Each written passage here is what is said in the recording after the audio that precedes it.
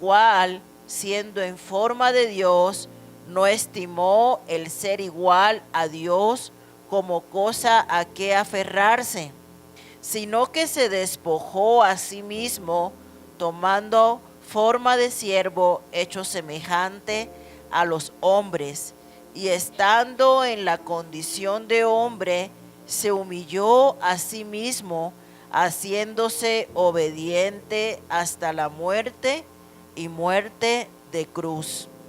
Por lo cual Dios también le exaltó hasta lo sumo y le dio un nombre que es sobre todo nombre, para que en el nombre de Jesús se doble toda rodilla de los que están en los cielos y en la tierra y debajo de la tierra, y toda lengua confiese que Jesucristo es el Señor, para gloria de Dios Padre.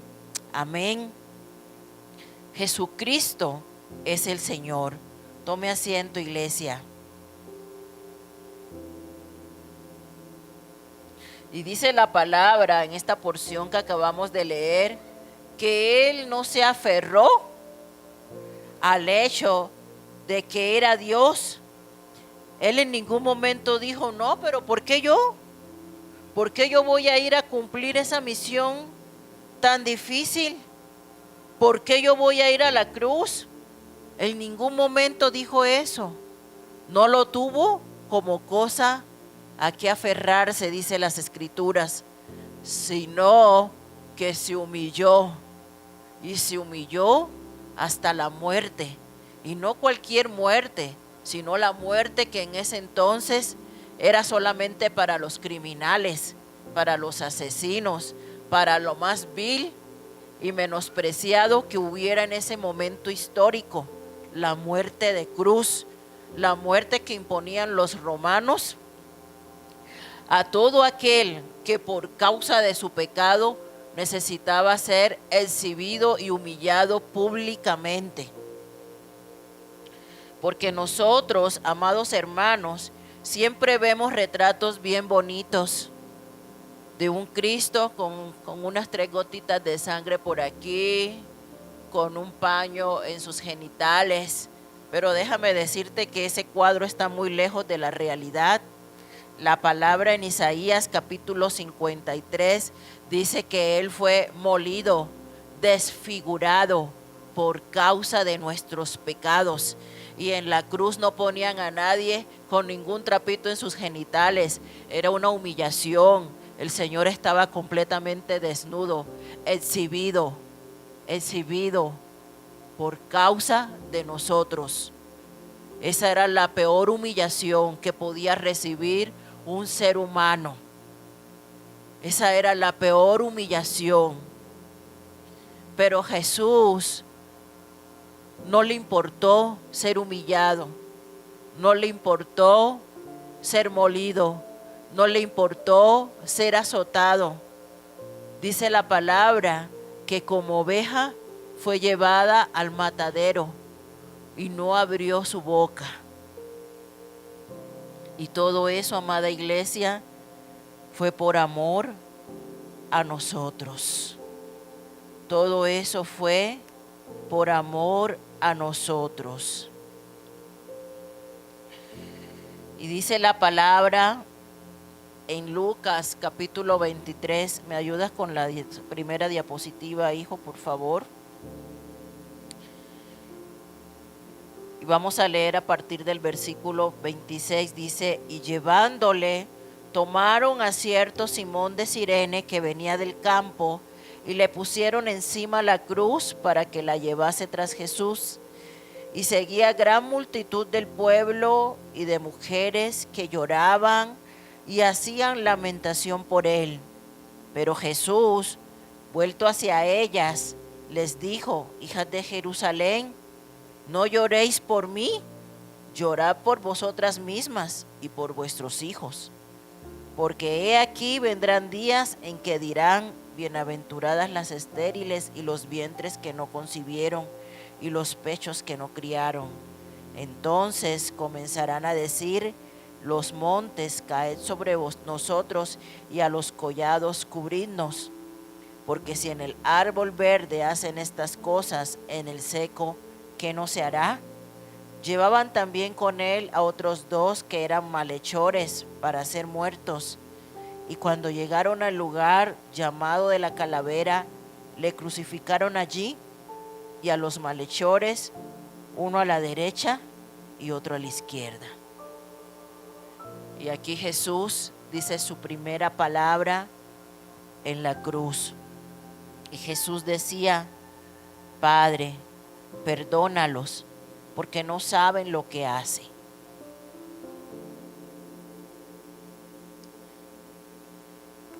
Imagínense, amados hermanos, si el Señor pudo perdonar a esas personas que en ese momento lo llevaron a la peor humillación a la cual se puede exponer un ser humano, ¿crees que no pueda perdonarte a ti y a mí? Esta primera palabra de Jesús en la cruz nos enseña sobre su gran amor y su gran misericordia para perdonar nuestros pecados.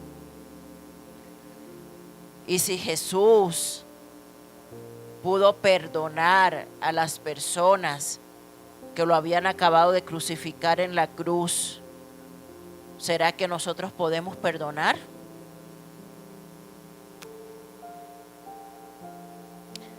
Claro que podemos perdonar. Hoy estamos aquí en ayuno. ¿Cuál es el propósito de todo ayuno? Que nuestra carne mengüe, que nuestro espíritu crezca. Pero ¿cuál es el peor problema del ser humano que nos impide a nosotros perdonar, hermanos?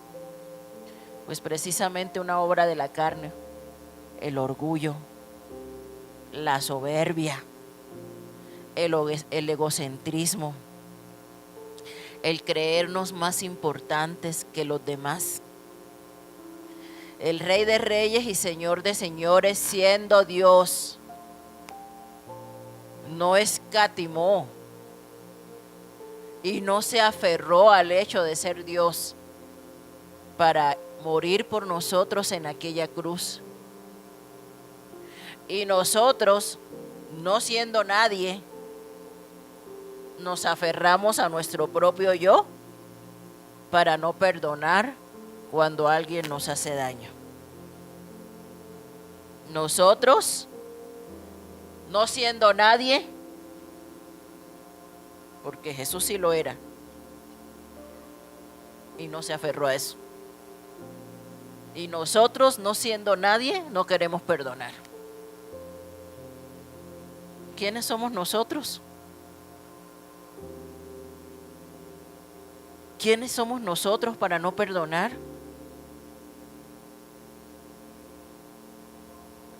¿Por qué nos creemos más que los demás? El mensaje de la cruz lo acabamos de leer en Filipenses. No creyéndose nadie más que otro, porque esa es la raíz de la falta de perdón. Que decimos: a ver, pero si él me hizo, ¿yo por qué lo voy a perdonar? Me creo más que el otro.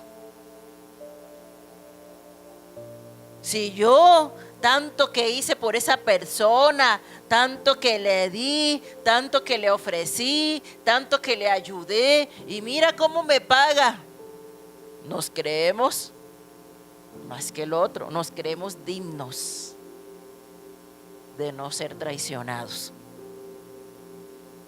Nos creemos dignos de no ser traicionados.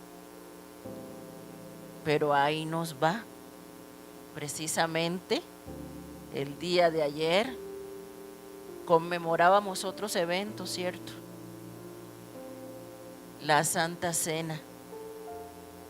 Después de que el Señor hace un acto donde le lava los pies a sus discípulos, que también fue un acto de humillación. Uno de sus 12 discípulos lo traicionó. Uno de sus 12 le dio una puñalada por la espalda.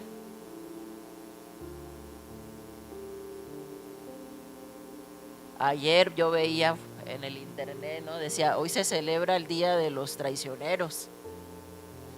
Decían, hoy celebramos a los falsos, a los traicioneros, a los que hablan mal de ti a tus espaldas, a los que te dan la puñalada por detrás, a todos los que te besan y por detrás, quién sabe qué dicen de ti en su mesa, a todos los Judas. Pero fíjense, el Rey de Reyes y Señor de Señores tuvo su Judas en su vida.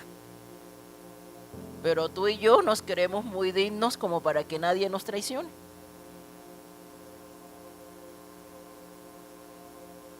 Ese es el problema por el cual no perdonamos. Porque nos creemos más que los demás, porque nos creemos más incluso que Jesús. Pues si a Jesús lo traicionaron, ¿quién te dice a ti y a mí que nadie nos va a traicionar? Eso espérelo, hermano. Espere que lo van a traicionar, espérelo. Y no lo espere de las personas lejanas, espérelo de quienes están más cerca de usted. Espérelo, porque es bíblico. Espérelo. Si no lo ha pasado por ahí, espérelo. Le va a pasar. Le va a pasar. Alguien muy cercano, algún día en la vida lo va a traicionar. Porque si a Jesús le pasó, ¿quién le dice que a usted y a mí no nos va a pasar? Y ahí es donde se va a ver nuestra capacidad para perdonar. Y algunos ya lo han pasado. Algunos ya fueron traicionados por una pareja, por su esposo, por su esposa, por su hijo, por su amigo. Algunos ya lo han pasado. La pregunta es, ¿pudiste perdonar a esa persona que te hizo daño? Porque ahí en la cruz el Señor perdonó a quienes le estaban haciendo daño, aún a sus enemigos perdonó. Pero llama la atención lo que dice Jesús: perdónalos. Hasta ahí suena bonito, porque no saben lo que hacen.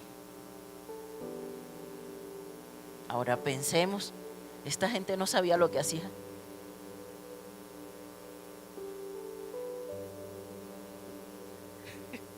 Sabían, ¿verdad? Sí sabían, ¿cómo que no sabían?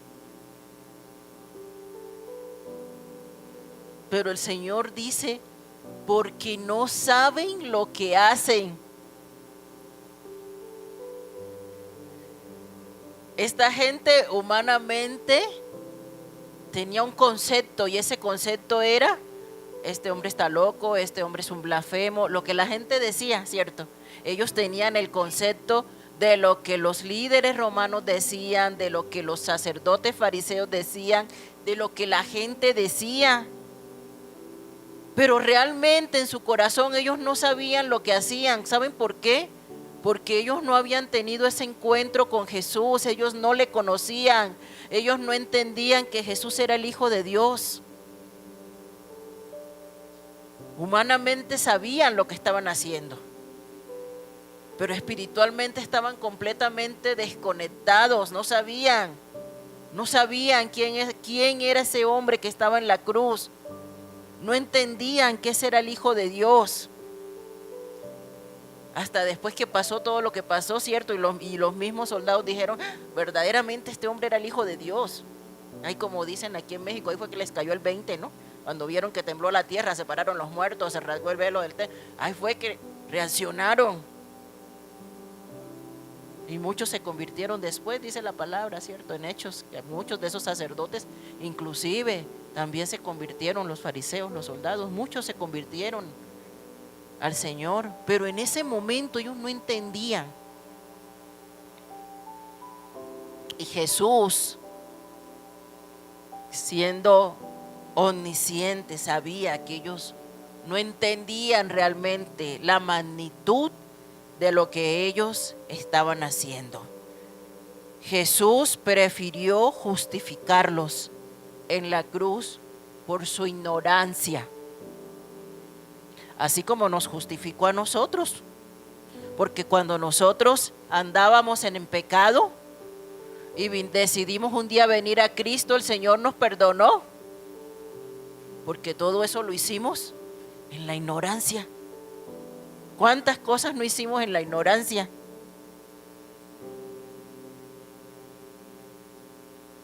Algunos mataron, algunos robaron, algunos se prostituyeron. ¿Cuántas cosas no hace uno por ignorancia?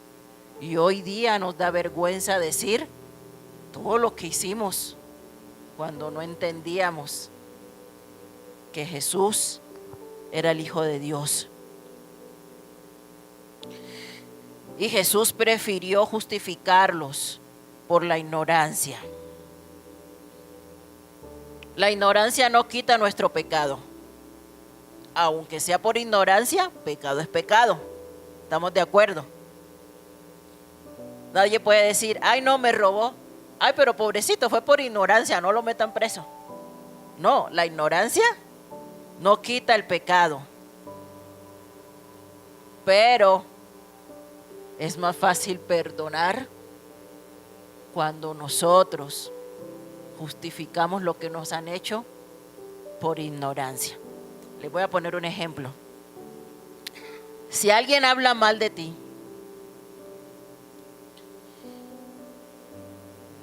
es más fácil decir, esa persona dice eso de mí porque no me conoce. ¿Estamos de acuerdo? Si yo pienso de esa manera, como pensó Jesús, si yo tengo la actitud que tuvo Jesús y decir, esa persona habla de esa manera de mí porque no me conoce. Esa persona piensa esto de mí porque no me conoce. Esta persona me hizo esto pensando que a lo mejor yo quería hacerle daño porque no me conoce. Es más fácil que yo le perdone a que si yo me aferro y decir, ay, es que tal persona me hizo eso y lo hizo de maldad y lo hizo porque quiere perjudicarme y lo hizo porque me odia y lo hizo porque me trae la mala. Es más difícil perdonar si yo me aferro a ese tipo de pensamientos. ¿Estamos de acuerdo? Y es el tipo de pensamiento al que generalmente nos aferramos para no perdonar. Porque cuando alguien nos hace algo, decimos, ay no, es que no, me quería hacer la maldad, me la quería hacer. Me quería hacer daño. Ahora tómala, te la devuelvo. Pero si yo pienso, esa persona hace eso porque no me conoce. O esa persona me hace esto porque esta persona no ha tenido realmente un encuentro con el Señor, no ha podido cambiar su vida. Peleamos contra el enemigo equivocado. Nos aferramos en el odio contra las personas. Dicen aquí en México, nos enganchamos, nos aferramos contra la gente. Nos aferramos contra la gente. Pero ¿por qué no pensamos como Jesús? ¿Por qué no tenemos la actitud de Jesús de decir, Padre, perdónalos porque no saben lo que hacen. Dicen eso de mí, me hicieron eso, pensaron eso, porque no me conocen. Si me conocieran, como tú me conoces, sabrían que no soy capaz de hacer eso. Sabrían que no, ¿sí me entienden? Entonces es más fácil perdonar cuando tomamos la actitud de Jesús de decir, lo hicieron por ignorancia. Amén.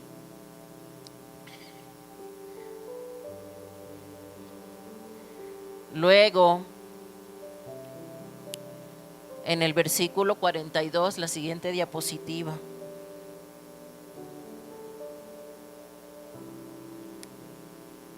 Dice Jesús, y dijo a Jesús, acuérdate de mí cuando vengas en tu reino. Entonces Jesús le dijo, y aquí viene la segunda palabra que Jesús dijo en la cruz, de cierto te digo que hoy estarás conmigo en el paraíso. Aquí habían dos criminales que estaban cerca de Jesús. Uno de ellos con un corazón terco, con un corazón orgulloso, y el otro con un corazón sensible a la presencia de Jesús. Y así como ese criminal del corazón duro, había mucha gente cerca de la cruz, pero lejos de Jesús.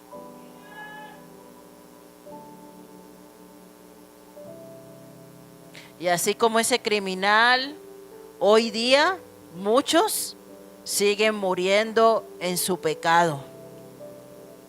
Hay gente que no se arrepiente, ¿eh? Hay gente que no se arrepiente, hay gente que no busca de Dios. A veces impresiona, ¿no? A veces hay personas que pueden pasar las peores pruebas, pero siguen necios, siguen tercos, siguen creyéndose autosuficientes, creyendo que pueden vivir sin Dios, y les están pasando las cosas y no entienden. Hay gente así. Y le están pasando las desgracias y les dices busca de Dios y no entienden. Pues así le pasó a este hombre, a este otro criminal que estaba en la cruz, duro de corazón, duro de corazón. Y así tristemente muchas personas van a morir y van a morir sin Cristo, por su orgullo, por su autosuficiencia. Irán a una eternidad en el infierno.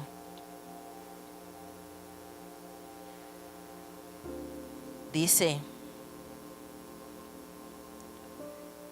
en Juan 8:24, dice, por eso os dije que moriréis en vuestros pecados, porque si no creéis que yo soy, en vuestros pecados moriréis. Todo aquel que no crea en Jesús morirá en sus pecados como este criminal que estaba en la cruz. Todo aquel que no cree en el santo nombre del Señor morirá en sus pecados. Dice la palabra en Juan 3:16, porque de tal manera amó Dios al mundo que ha dado a su Hijo unigénito, para que todo aquel que en Él crea no se pierda, mas tenga vida eterna.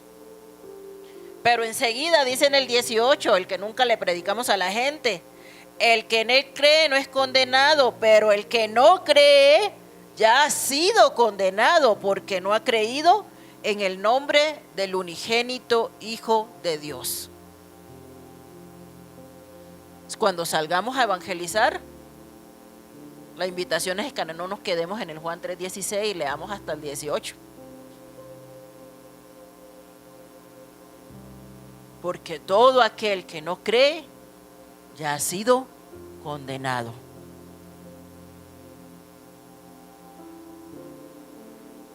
Amén.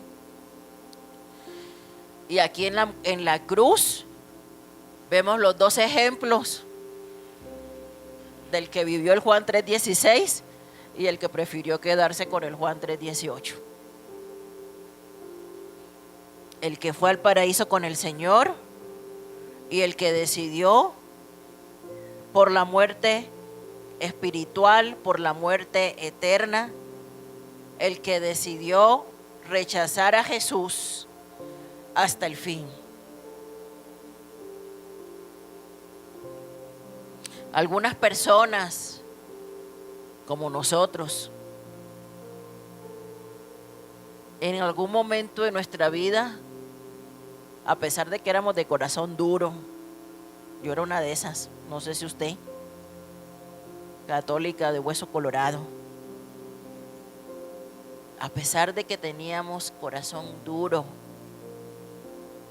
un día, como ese ladrón, nos suavizamos ante la presencia de Dios y no tuvimos otra alternativa. Un día, todos esos que éramos duros, de corazón de piedra, como dice la palabra, caímos rendidos ante la presencia del amor más grande, ante la presencia de Jesús. Y nos arrepentimos y confesamos nuestro pecado y reconocimos que nosotros éramos los que merecíamos morir en aquella cruz. Esos somos nosotros. El otro que estaba en la cruz, que aún en su último suspiro reconoció quién estaba a su lado y le dijo al Señor: acuérdate de mí cuando vengas en tu reino. Y el Señor le dijo: no, hoy mismo, esta misma noche, estarás conmigo en el paraíso. Y esa es nuestra esperanza. Esa es nuestra esperanza, que un día estaremos con Él en el paraíso, hermanos. Porque esto es pasajero. Todo cuanto vivimos, tuvimos, hicimos, aquí se queda. Este cuerpo tan bonito, flaquito, gordito, como seamos, que nos dio el Señor, se lo comerán los gusanos. Pero nuestra alma irá directo al abrazo con el Padre.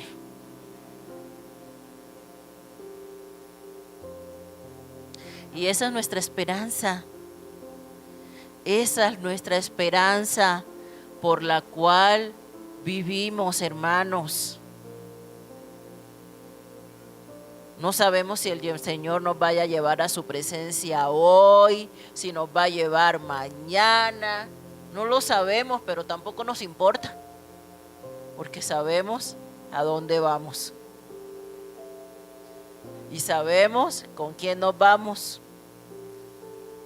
Ya los que se queden aquí, pues que Dios los ayude, pero que Dios los ayude, pero cuando nos vayamos ya sabemos a dónde vamos. Amén. El año pasado tuvimos un funeral de una persona, y me estaba yo acordando cuando estaba reflexionando en esta palabra. Tuvimos bautizos en junio del año pasado. Ese día llegó un hombre que nunca había pisado una iglesia, se gozó, lloró, aceptó al Señor en su corazón. ¿Y al cuánto tiempo murió? Como al mes, ya no recuerdo bien. como al mes, ¿no? Al mes murió.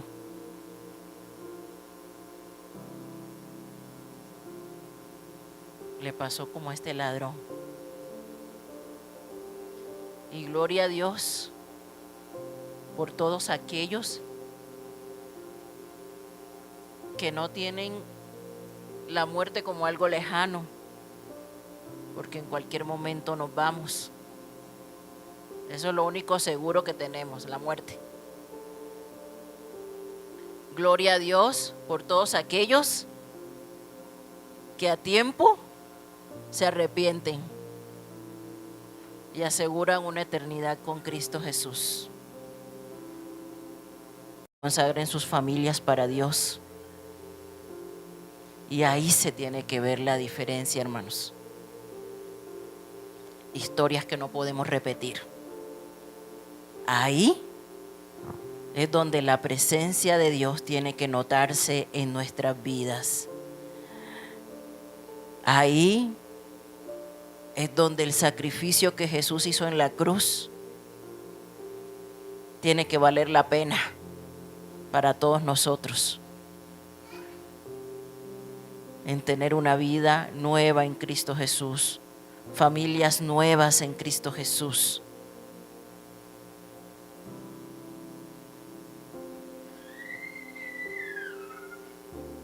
Porque vivimos por su promesa, amén. Jesús perdona a todo aquel que viene a Él. Dice la palabra, el que a mí viene, no lo echo fuera. El Señor no le dijo a este ladrón, ay sí, y ahora que ya te estás muriendo es que me vas a buscar. Ya hiciste, deshiciste, y ahora que te estás muriendo es que... No, el Señor nunca le dijo eso. El Señor lo aceptó con brazos abiertos. Y le dijo, hoy estarás conmigo en el paraíso. El Señor en ningún momento le recriminó, el Señor en ningún momento le acusó, el Señor en ningún momento dijo, ay sí, ya que hiciste, deshiciste, ahora sí vienes, como somos nosotros, ¿verdad? Así decimos nosotros al prójimo, no, ahora que ya hiciste, deshiciste, ahora que sí necesitas de mí, ahora vienes, porque así también actuamos luego. Cuando tenemos una relación rota con alguien, llámese esposo, hijos, amigo, con quien sea, y cuando esa persona necesita algo de nosotros y viene, ¿qué es lo primero que decimos? No, ahora que necesita, ahí sí se acuerda que yo existo, ¿verdad? Ahora que necesita, ahí sí viene. Pero Jesús no actuó así. Jesús, a pesar de todo lo que este hombre había hecho, lo aceptó en su último suspiro. Lo aceptó y nunca le recriminó nada. Lo aceptó como a cualquier otro creyente que hubiera entregado toda su vida a Cristo. Fíjense, siempre me llama la atención esa parábola de los obreros de la viña, ¿no? Que dice que hubo unos que trabajaron desde la mañana y que luego hubo otros que llegaron a la última hora y recibieron el mismo salario. Y a veces nosotros en la vida espiritual queremos que el Señor tenga preferitismo con nosotros por antigüedad. ¿Sí o no? Queremos que el Señor tenga preferitismo. Ay, Señor, si yo te he servido toda la vida y este aparecido que acaba de llegar y ya lo estás usando. Fíjense, si el Señor tuviera preferitismo, no hubiera aceptado el arrepentimiento de este ladrón que en su último suspiro se estaba arrepintiendo.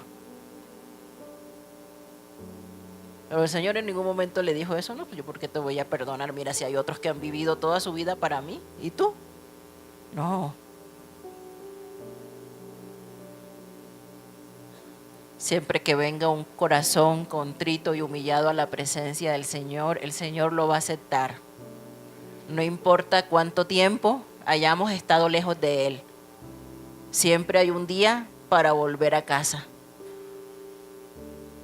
Y nosotros, tú y yo, no podemos decir, esta persona ya se perdió, esta persona ya se condenó. No podemos decir eso. Porque si aún esa persona en su último suspiro de vida se arrepiente, Dios lo va a perdonar. Y tú y yo no somos nadie para impedirle a Dios que perdone a una persona, aunque esa persona haya vivido como haya vivido, haya hecho lo que haya hecho. Si en su último suspiro de vida se arrepiente de todo corazón y acepta a Jesús como su único y suficiente Salvador, en ese mismo instante se va al cielo. Aunque en nuestra humanidad digamos, ay, ¿cómo? Esas son las matemáticas de Dios. Así que para el Señor, eso que de la antigüedad, que de que yo soy fulanito, nada, ¿eh? Vamos a la tercera palabra. Juan capítulo 19. Del 23 al 27 vamos a leer. Dice, cuando los soldados hubieron crucificado a Jesús, tomaron sus vestidos e hicieron 4 partes, una para cada soldado. Tomaron también su túnica, la cual era sin costura, de un solo tejido, de arriba abajo. Entonces dijeron entre sí, no la partamos, sino echemos suertes sobre ella, a ver de quién será. Esto fue para que se cumpliese la escritura que dice, repartieron entre sí mis vestidos y sobre mi ropa echaron suertes, y así lo hicieron los soldados. Estando junto a la cruz de Jesús, su madre y la hermana de su madre, María, mujer de Cleofas, y María Magdalena. Cuando vio Jesús a su madre y al discípulo a quien él amaba, que estaba presente, dijo a su madre, mujer, he ahí tu hijo. Después dijo al discípulo, he ahí tu madre. Y desde aquella hora el discípulo la recibió en su casa. De todos los discípulos, solo uno estuvo al pie de la cruz, Juan. El discípulo, dice él mismo, ¿no?, que Jesús amaba. Él mismo se autodenominaba el consen, no, mentira. El discípulo a quien Jesús amaba, ahí estaba, Juan. Amén. Y estaba también la que nunca nos falla, la que siempre está, la que hagamos lo que hagamos, ahí está. ¿Cómo se llama? Mamá. Mamá.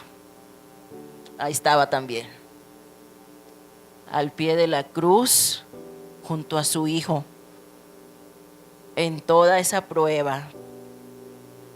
Ahí estaba mamá.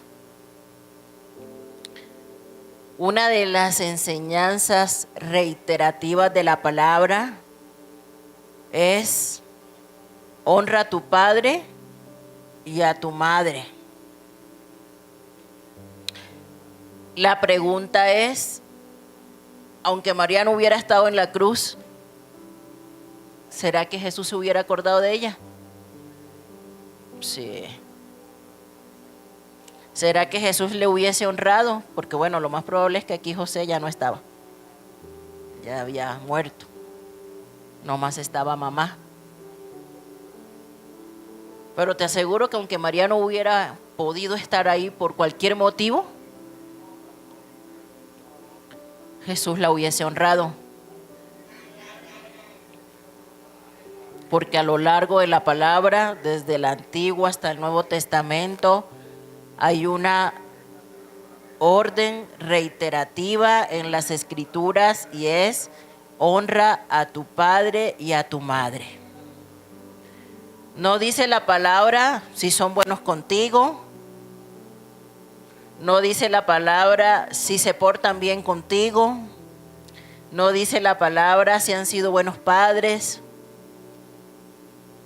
Es un mandamiento sin condiciones. Sin condiciones.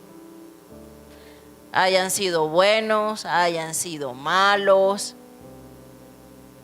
según nuestro concepto, ¿verdad? Porque nosotros somos los que juzgamos.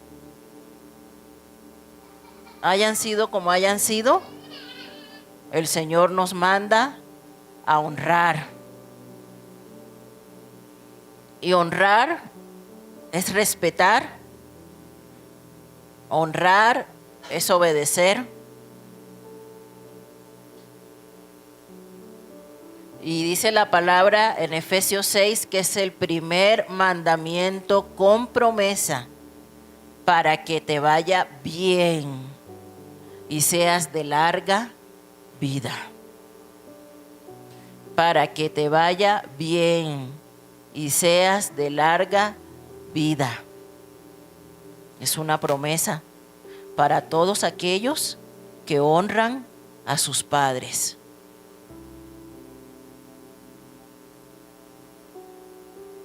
Así que, si queremos que nos vaya bien en la vida, aquí está el secreto. Si queremos tener larga vida sobre la tierra, aquí está el secreto. Hay que honrar a los padres.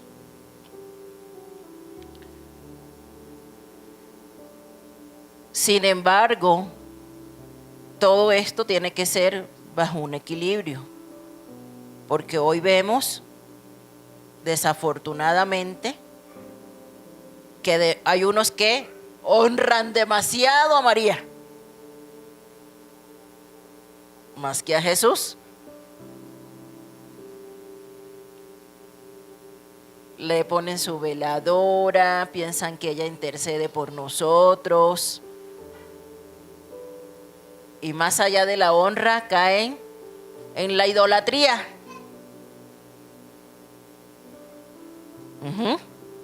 Eso no es correcto. Ni espiritualmente hablando, ni humanamente hablando. ¿En qué sentido? Usted tiene que honrar a sus padres, sí. Pero por ejemplo, si usted ya es una persona casada, ahí la Biblia hace una aclaración, ¿verdad? El hombre dejará padre y madre y se unirá a su mujer y los dos serán una sola carne. Cuando el hombre se casa, la prioridad es su esposa, no mamá y papá. Pero eso no quiere decir que no los honre. Eso no quiere decir que no los respete. Pero hay un orden de parte de Dios. Porque se idolatran a mamá y ponen a la esposa de lado, ahí ya no salimos del orden bíblico. Ahí ya hay un desorden. Y en el desorden no hay bendición. Una vez usted forma su familia, su esposa y usted son una sola carne. Pero eso no impide que honre a sus padres. Aunque ya las decisiones no las va a tomar según lo que piensen sus padres, sino en compañía de su esposo o de su esposa. Porque desafortunadamente, amada iglesia, a veces cuando no ponemos las cosas en orden, hasta divorcios han visto. Mujeres que dejan solos a los esposos y se van toda la semana para donde la mamá y el esposo durmiendo con la almohada. Pues ¿qué es eso? ¿No? O se pelean y ¿qué es lo primero que hacen? Me voy con mi mamá.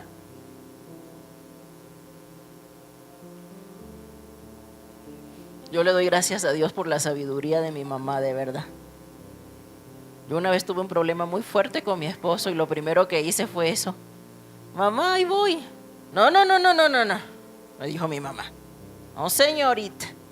Vaya para su casa y arregle sus problemas con su marido. Aquí no. Aquí no la quiero. Y fíjense, hoy día le doy gracias por ese consejo. Porque si me hubiera aceptado, si me hubiera dicho sí, vente, mi matrimonio se hubiera destruido. Y no estaría yo aquí.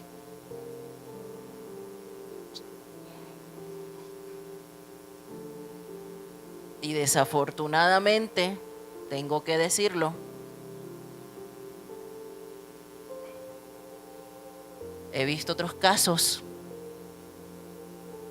donde se pelea el esposo con la mujer, va con la mamá lo recibe con puertas abiertas, le hace un cuarto y no le importa que dejó a su esposa sola, no le importa que dejó su obligación, y luego el hijo se consigue otra novia y otra y otra y otra, y a todas le acepta y a todas las recibe en el mismo cuarto. Madres alcahuetas.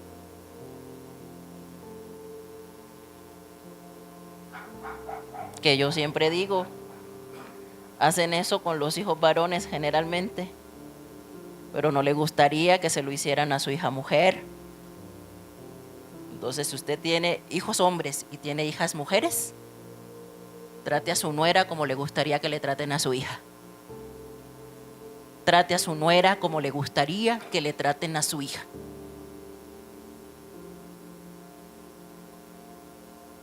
Y bueno, si no tiene hijas, nietas, ¿no? Trate a su nuera como le gustaría que traten a su nieta. No le hagamos a otros lo que no nos gustaría que nos hagan a nosotros. Y así todo en orden. Todo en orden. Porque dicen allá en mi tierra, a veces tenemos la ley de la ballena, ¿no? Lo ancho para uno y lo angosto para ella. Y así no puede ser, hermanos. Así no puede ser. Necesitamos meternos en el orden de Dios para que las familias funcionen como debe de ser. Amén. Entonces, amada iglesia, honremos a nuestros padres, pero sin dejar de establecer las prioridades que el mismo Señor ya ha establecido. Amén. Y si usted es un hijo soltero que está en casa, que mamá le da las 3 comidas, que papá paga el agua, la luz, el gas, y quiere independencia, pues déjeme decirle que no la puede tener mientras papá y mamá sean los que están ahí y usted sea un mantenido, perdónenme la expresión. El día que usted se mantenga, el día que usted sepa lo que cuesta pagar una renta, un recibo de luz, un recibo de internet, ese día usted es independiente. Mientras usted no lo haga, por muy grande que usted se vea, por muy lleno de bigotes que usted se vea, usted sigue siendo un niño. Porque la madurez no es solamente física, la madurez también significa independencia económica. Así que si usted quiere ser independiente, sepa lo que es pagar una renta. Y ese día hablamos de independencia. Mientras esté ahí, sujétese porque no es su casa. Le guste o no le guste. Amén. Vamos a orar para continuar.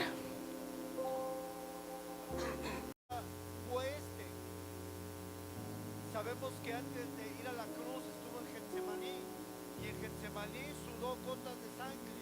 Eso se llama hematidrosis. Y esto era cuando la gente estaba sometida a una gran presión, que comenzaba a experimentar este fenómeno físico y comenzó a sudar gotas de sangre.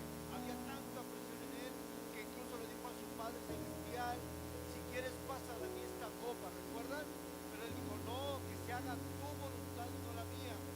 Y después de eso comienza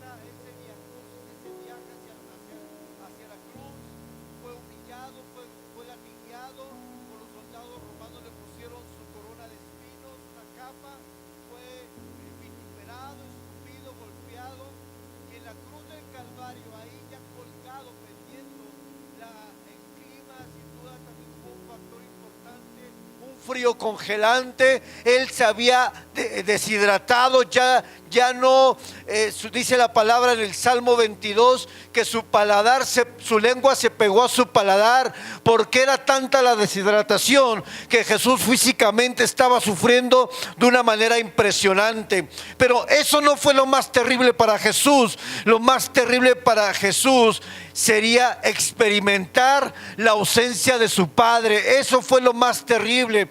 Desde la eternidad, esta unidad entre la Trinidad, desde la eternidad Jesús estuvo con el Padre. Había una conexión con su Padre. Lucas 5:16 dice que él se apartaba a lugares de desiertos y oraba. Él buscaba constantemente la presencia de su Padre celestial. En la tierra él tuvo una conexión con el cielo constante a través de la oración. Sin embargo, en este momento de la cruz, en este momento crucial, Jesús clama desde la cruz: ¿por qué me has abandonado? Y esto tenía que suceder así. Jesucristo tenía que experimentar la ausencia del Padre para que en ese momento Jesús cargara nuestros pecados. Primera de Pedro 2:24 dice: quien llevó él mismo nuestros pecados en su cuerpo sobre el madero, para que nosotros, estando muertos a los pecados, vivamos a la justicia, y por cuya herida fuiste sanados. ¿Qué quiere decir esto, hermano? Que en la cruz lo más terrible para Jesús no fue el dolor físico, fue la ausencia de su Padre celestial. Eso fue lo más terrible para Jesús. ¿Y por causa de qué? Por causa del pecado. El pecado hizo que el Padre se apartara de Jesús por un momento, y esto tenía que ser así. Jesús tenía que llevar el pecado de la humanidad en su cuerpo para que nosotros lleváramos su justicia. Y usted sabe que por causa del pecado Satanás fue echado del cielo, ¿verdad? Ese fue el primer pecado, no fue el de Adán. El primer pecado que existió en la Biblia fue el de Satanás en el cielo, el orgullo, la soberbia. Segundo, en el huerto del Edén, Adán y Eva fueron echados por causa de ¿qué? Del pecado. Por causa del pecado David tuvo terribles consecuencias.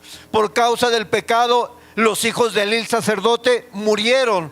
Y por causa del pecado el mismo Jesús experimentó la ausencia de su Padre. ¿Qué aplicación tiene esta palabra para nosotros? Tenemos que entender que el pecado nos separa de la presencia de Dios. O pensamos a veces que el pecado no tendrá consecuencias en nuestra vida. Por supuesto, la palabra de Dios dice en Romanos 6:23 que la paga del pecado es ¿qué? Muerte. Habla de una muerte espiritual, porque Adán y Eva no murieron físicamente. Hubo una muerte espiritual, pero también por causa del pecado puede haber una muerte física. Y el hecho de que nuestros pecados no nos alcancen todavía el día de hoy no significa que nuestros pecados no tendrán consecuencias. El pecado, hermano, es lo más destructivo para el hombre. El problema del hombre no son sus problemas terrenales, económicos, familiares. El problema más grande de la humanidad es el pecado.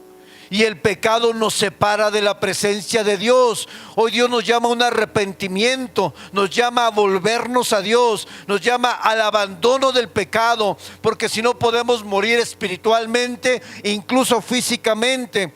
Y sabe, hermano, lo que experimentó Jesús fue algo sorprendente. La ausencia de su Padre fue lo más terrible. No fueron los clavos ni siquiera, no fueron los latigazos, que eran con un látigo que en la punta tenían huesos, y este hueso cuando entraba en la piel desgarraba toda la piel, y aún desgarraba y se veía la parte interna del cuerpo. Eso no fue lo más doloroso para Jesús. Lo doloroso para Jesús fue la ausencia de su Padre. Y eso debería ser lo más doloroso para nosotros. No que se vaya tu amigo, que se vaya tu esposa, que se vaya tu esposo. Eso, hermano, eso es secundario. Lo más terrible para un ser humano en la tierra será que la presencia de Dios ya no esté en su vida. ¿Y qué nos hace eso? Que el pecado nos separa de Dios. No sé qué pecado tengas en tu vida el día de hoy, pero si hay pecado en tu vida, estás apartado de la presencia de Dios. La única manera de volver a acercarse a la presencia de Dios ya no es con sacrificios, es con un llamado al arrepentimiento y un llamado a la confesión y abandono del pecado. Dice la palabra de Dios que nos acerquemos al trono ¿de qué?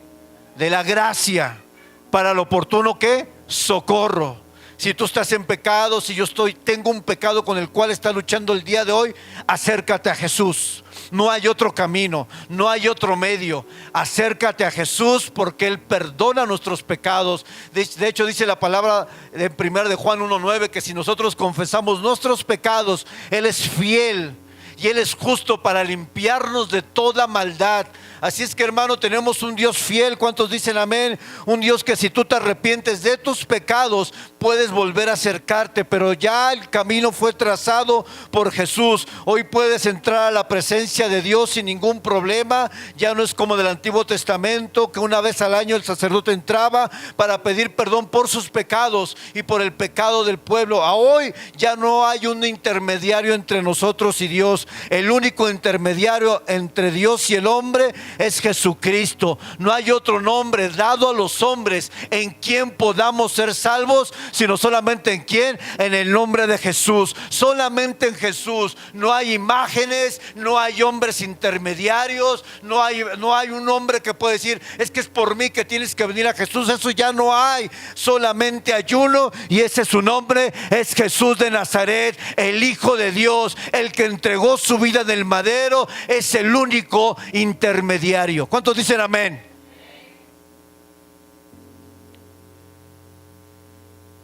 Sin embargo, Jesús experimentó la ausencia de su Padre.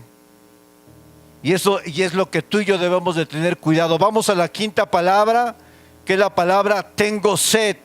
En Juan 19:28 dice: después de esto, sabiendo Jesús que ya todo estaba consumado, dijo para que la escritura se cumpliese: tengo sed. La sed para los crucificados era algo de lo más terrible, porque ya habían experimentado una ausencia de sangre, una pérdida de sangre. Así es que lo que siguiente que pasaba en el cuerpo de un crucificado era una sed insaciable. Y después de todo lo que ya había vivido Jesús para llegar a ese punto, en lo alto de la cruz, exclama una expresión en su humanidad, pidiendo un acto de misericordia a otros, un acto de gracia, un acto de ayuda. Sin embargo, el soldado le dio una esponja con vinagre. Y esto lo dijo para que la escritura se cumpliese, lo que viene en Salmo 22. ¿Qué contraste, iglesia? Que Jesús en su humanidad expresa una necesidad, pero Él cuando estuvo en la tierra, en Juan 7:37 dijo: en el último y gran día de la fiesta, Jesús se puso en pie y alzó la voz diciendo: si alguno tiene sed, venga a mí y beba. Fíjese, hermano, en el que Jesús en el momento en su humanidad expresa sed. Él cuando estuvo en la tierra, Él dijo: vengan a mí, que yo soy el único que puede saciar su alma, su vida. Juan 4:14 dice: mas el que bebiere del agua que yo le daré no tendrá sed jamás, sino que el agua que yo le daré será en él una fuente de agua que salte para vida eterna. ¿Cuál es la aplicación para ti, para mí? Si tú vienes cansado, si tú vienes sin fuerza, si tú te sientes perdido, perdida, sabes en lo más profundo de tu alma, de tu espíritu, tú tienes una sed de Dios impresionante.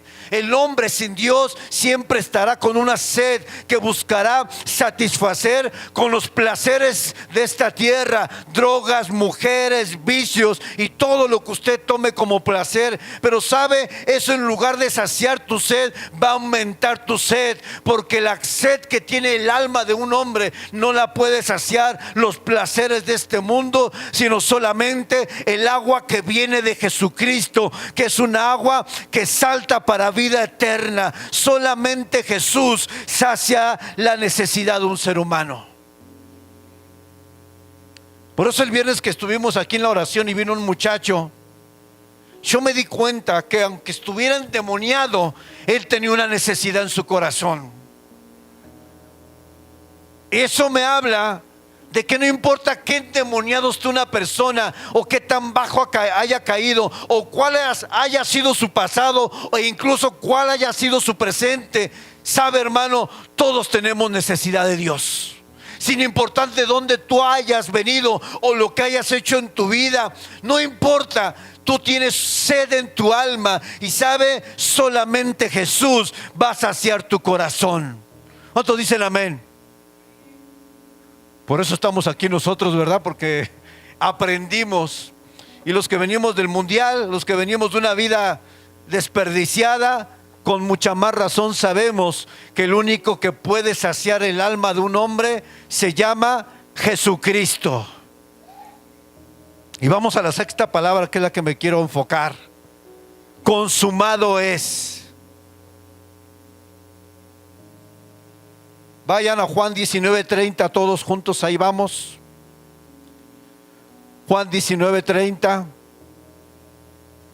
dice así: cuando Jesús hubo tomado el vinagre, dijo: consumado es.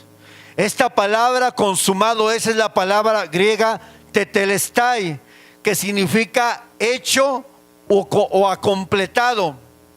Y sabe que esta palabra gramaticalmente quiere decir que se ha completado con un efecto permanente. Es decir, estas palabras resonaron ese día en la cruz del Calvario, en el monte Gólgota, pero esas mismas palabras, ese grito de victoria de Jesús sigue resonando hoy en los corazones. Y en aquel que escuche la palabra consumado es, no es algo que solamente ocurrió en un momento. Esa misma palabra tiene que seguir retumbando en la historia de la humanidad hasta el día de hoy y hasta que venga Jesucristo. Y esta palabra, hermano, tenía varios significados. En el contexto militar, tetelestai se usaba para declarar una batalla, en una batalla que algo había sido ganado, que había habido un triunfo, una victoria. En el sentido judicial, esta palabra era cuando alguien era sentenciado o había una condena, pero con esta palabra tetelestai se decía: este hombre ha completado su condena, este hombre completó la sentencia.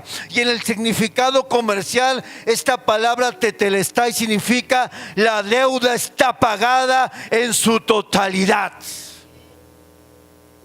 Tetelestai significa lo que dice Colosenses 2, 14 y 15: anulando el acta de los decretos que había en contra de nosotros, que nos era contraria, quitándola del medio y clavándola en la cruz, y despojando a los principados y a las potestades, los exhibió públicamente, triunfando sobre ellos en la cruz. ¿Sabe, hermano? Alguien sin Cristo está condenado legalmente. Hay una condena que dice el nombre. Hay una condena judicial. Hay una deuda comercial, que hay una deuda que no ha sido pagada. Pero dice la palabra que aquel que no hizo pecado, se le hizo pecado y se le hizo maldición, para que él cargara en la cruz nuestro pecado. Y esto tenía que suceder. Tú y yo estábamos condenados a ir a la cruz. Sin embargo, Él tomó tu lugar y tomó mi lugar y se hizo culpable delante de su Padre. Él tomó nuestros pecados y los puso sobre Él para darnos a nosotros, o lo que conoce como imputación, es decir, la justicia de Jesucristo se nos fue imputada, se nos fue dada por medio de su sacrificio, para declararnos justos e inocentes delante del Padre. Imagínense que usted roba, bueno, usted no, alguien más, porque si digo aquí voy a decir: ¿qué pasó, pastor? Imagínense un ladrón que roba una joyería, lo sentencian a 20 años de cárcel, no tiene escapatoria, porque fue un robo con homicidio. Es decir, esa persona, ¿cuántos años por lo menos, Yadiel? 60 años. Esa persona en su mente dice: yo voy a morir en la cárcel, voy a quedarme ahí. Pero imagínense que de repente aparece un hombre y dice: yo voy a absorber la deuda de este hombre, yo voy a tomar su lugar, métanme a mí a la cárcel, declárenlo inocente, yo me declaro culpable por él, yo voy a absorber los 60 años y la sentencia cae sobre este hombre. Imagínense, ¿quién haría eso? Nadie. 60 años. Y exactamente fue lo que hizo Jesús. Nosotros éramos culpables. Dice que no había bueno ni uno solo. Estábamos declarados como culpables. Y Jesús tomó nuestro lugar. Y Él fue a la cruz y dijo: no. Polo no puede ir a la cruz. Voy a ir yo por Polo. Marta no puede ir a la cruz. Yo voy a entregarme por ella. Yo voy a tomar su lugar para que ella sea salva, para que ella venga a salvación y a vida eterna. Imagínense eso, hermano. Eso es grande, hermano. Eso es incomprensible para nosotros. Y desde la cruz gritó: consumado es. Fue un grito de victoria aplastante sobre la muerte, iglesia. Porque en la cruz sucedieron varias cosas. Este grito fue el grito donde Jesús decía: he cumplido la misión del Padre Celestial, he cumplido la voluntad de mi Padre. Su grito fue: yo ya vencí, obtuve la victoria. Aunque había oposición, Jesús en la cruz no fue una derrota, fue una victoria. Fue la más grande victoria. Pero por un momento piense: Satanás no es omnisciente, no sabía lo que iba a pasar. Y para Satanás y todos sus huestes dijeron: ganamos. El Hijo de Dios está colgando de un madero, siendo Dios, pudiendo bajar, pudiendo llamar legiones de ángeles para destruir toda la tierra. Cuando fue arrestado y Pedro le corta la oreja al soldado, Jesús le dice a Pedro: ¿tú no sabes que yo puedo llamar 12 legiones de ángeles? ¿Sabe que una legión estaba compuesta aproximadamente de 6,000 soldados? Más de 120,000 ángeles listos en el cielo para decir: en el momento que Jesús diga, yo bajo. Imagínense, iglesia. O sea, quiero que entienda la escena. Jesús con una palabra hubiera llamado a legiones de ángeles y hubieran destruido la tierra, iglesia. No hubiera quedado ni las piedras, no hubiera quedado nada. Pero ¿qué detuvo a Jesús en esa cruz que no permitió que esos ángeles, esas legiones de ángeles bajaran a la tierra? No fue otra cosa que su amor por nosotros. Tenía un recurso ilimitado, sin embargo no lo usó, por amor a ti y por amor a mí. Y dice la palabra de Dios en Mateo 27, 51 al 54, que el velo del templo se rasgó en dos. Y esto es interesante porque el velo del templo medía 18 metros de ancho. Eso era una pared, hermano. No era un velo así como el que tú piensas, que esa cortinita que así se partió. No, 18 metros de ancho y 9 metros de alto. Eso era una pared, hermano. Eso era una muralla. La historia nos enseña que para mover el velo se usaban 300 sacerdotes. Así de grueso y de ancho era para entrar a la presencia de Dios. No se podía. De hecho, solamente un hombre entraba una vez al año. Pero dice la palabra de Dios que en el grito de Jesús, en este grito de victoria, este velo se rasgó de arriba hacia abajo. Eso fue algo sobrenatural. Porque ese velo no se pudo haber sido cortado por manos humanas, hermano. Esa era una muralla, era una pared. ¿Y por qué se rasgó? Porque era necesario que nosotros aprendiéramos hoy en nuestro contexto que solamente en Jesús se abre un camino hacia la presencia de Dios. El velo se tuvo que rasgar para mostrarnos que ya hay una entrada abierta para todo aquel que deposita su fe en Jesús y camina en arrepentimiento. Aquel que ha entregado su vida a Jesús no entiende la magnitud de lo que ocurrió en ese templo, porque si nosotros estuviéramos físicamente en ese templo y viéramos esa muralla, diríamos: eso no lo puedes partir, eso no lo podemos cortar. Es una muralla. Pero por eso Jesús dice: yo soy el camino.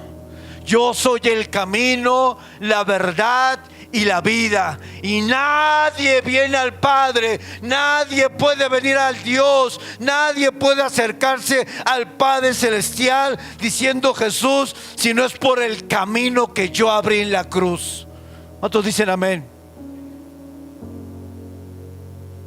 Dice la palabra de Dios que incluso muchos muertos en Cristo resucitaron. Dice: y se abrieron sepulcros, y muchos cuerpos de santos que habían dormido o muerto se levantaron, y saliendo de los sepulcros después de la resurrección de Él, vinieron a la santa ciudad y aparecieron a muchos. Hermano, usted puede imaginar esto, que no solamente se ve o se parte, sino que muchos comienzan a resucitar. Eso era una locura, eso es incomprensible para nuestra mente. Y sabe, esto es un ejemplo, esta resurrección de esos muertos es un ejemplo, es un cuadro de lo que sucederá cuando Jesús regrese por su iglesia. Dicen Tesalonicenses que los que durmieron en Cristo resucitarán primero, y después nosotros, los que hayamos quedado, seremos ¿qué? Arrebatados junto con Cristo para recibirle en el cielo. ¿Sabe, hermano? Este es un cuadro que nos anuncia no solamente lo que pasó en ese momento, sino lo que va a pasar en algún momento cuando el Hijo de Dios venga en el cielo por su iglesia. ¿Cuántos dicen amén? En Jesús se cumplieron todas las profecías del Antiguo Testamento. Jesús es la evidencia de que la voluntad de Dios no se puede corromper, de que la voluntad de Dios y la palabra de Dios no puede alterarse, no puede cambiar. Lo que Dios dijo va a pasar, sin importar cuántos enemigos tenga usted, cuántos pensamientos tenga usted, cuánta circunstancia esté viviendo el día de hoy, cuán gris sea el panorama que usted esté viviendo el día de hoy. Lo que Dios dijo en usted se va a cumplir, porque la palabra de Dios siempre se cumple. ¿Cuántos dicen amén? Jesús en la cruz nos muestra que la voluntad de Dios es inquebrantable. Y tal vez tú en tu vida hoy dices: es que, pastor, pues yo como que no veo claro la voluntad de Dios en mi vida. Las cosas no salen como son, como quisiera. Mi salud, la economía, mi familia, los hijos. No te preocupes, agárrate y ánclate de Filipenses 1:6, que dice el apóstol Pablo: estoy convencido de aquel que comenzó la obra, ¿qué? La va a terminar.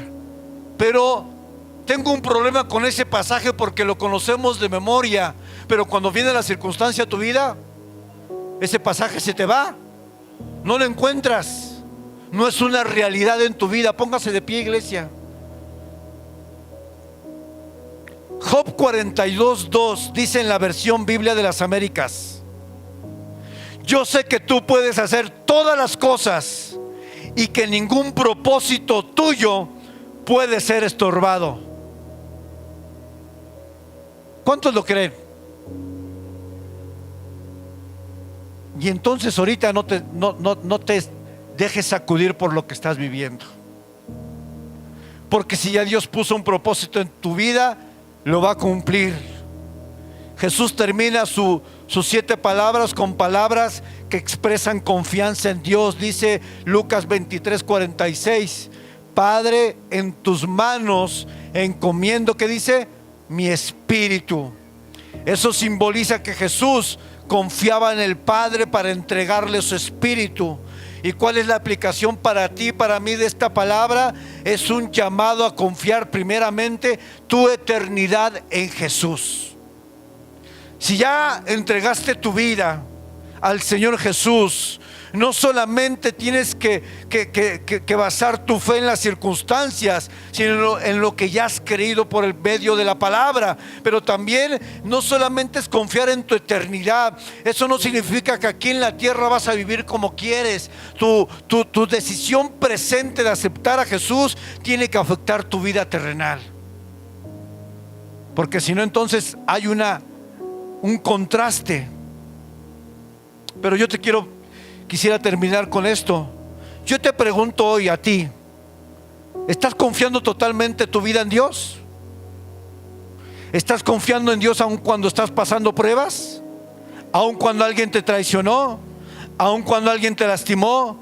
¿Aun cuando estás pasando desiertos? ¿Aun cuando tu economía está siendo golpeada? ¿Aun cuando tu salud está siendo afectada? ¿Aun cuando no escuchas una respuesta de parte de Dios? ¿Aun cuando tus oraciones no han sido respondidas? Te pregunto: ¿estás confiando en Dios? ¿O tu confianza se está sacudiendo porque lo que ves y lo que sientes es contrario a lo que tú quisieras? ¿Será que es posible perder o que Dios no sea confiable? ¿Será que pudiéramos poner en duda la confiabilidad y la fidelidad de Dios? ¿Quién puede poner en duda eso hoy? Que tus circunstancias digan: no, pues es que yo no he visto la respuesta de Dios. Pues yo no sé si Dios sea Dios. Yo no sé si realmente Él está pensando en mí. Jesús confió su eternidad, su espíritu en el Padre. Y yo te invito a que hoy, en medio de tus circunstancias, confíes en Dios. ¿Cuántos dicen amén?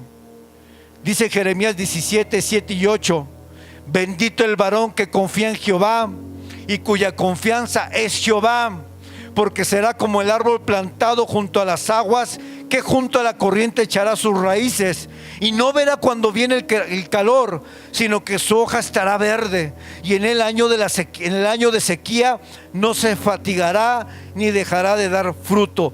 Bendito el hombre y la mujer que confía en Dios y cuya confianza es Dios. Pero sabe que a veces la confianza, o nosotros revelamos nuestra falta de confianza con nuestras palabras, con tus expresiones. A lo mejor no dices nada, pero tu propia expresión revela que no estás confiando plenamente en Dios, completamente en Dios. Decimos con palabras confiar, pero en nuestro corazón incluso puede haber duda de que realmente Dios va a hacer lo que dijo que iba a hacer, porque no lo ha hecho en el tiempo que tú quisieras que lo haga. Y sabe, hermano, Dios, usted olvídese de orar: Dios dame, Dios haz, porque Dios es Dios. Nosotros no le damos órdenes a Dios, nosotros no decretamos nuestra voluntad a Dios como si Él fuera a hacer lo que nosotros queremos. Olvídese de eso, iglesia. Aquí se hace lo que Él dice. Señores, que tú me tienes que dar eso. No, señores, aquí en esta iglesia no decretamos, aquí nos sometemos a lo que Él diga.